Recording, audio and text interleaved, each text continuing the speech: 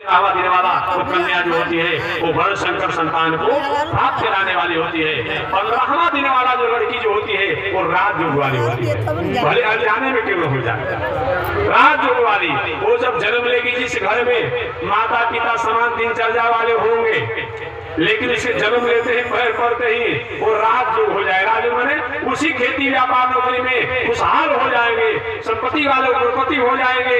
आज जिस घर में उसका विवाह होगा जब जाएगी वो समान रहेंगे, लेकिन विवाह होने के बाद जहाँ जाएगी वहां भी वो धनी बन जाएंगे खेती व्यापार नौकरी करने से। इस तरह 15वां दिन राजयोग वाली अपने आप में कन्या होती है, इस तरह शास्त्रों में बताया गया है। ऐसे व्यास जी महाराज ने विचार किया कि मेरा एक पुत्र हो जाता जो मेरी बौद्धिक विरासत को संभालने वाला होता।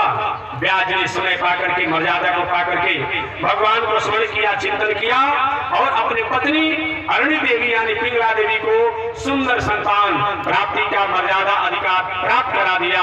अब देखेंगे समय से कल कि किस तरह से व्यास जी के पुत्र के रूप में सुखदेव जी आते हैं। ये शेष चर्चा बाद में करेंगे। बहुत दिनों के प्रयास के बाद व्यास जी के संतान का अपने आप में एक बौद्धिक विरासत संभालने वाला कहीं अपने आप में अभी अनुमान है, अपने आप में बात में होंगे तो कल बताया जाएगा।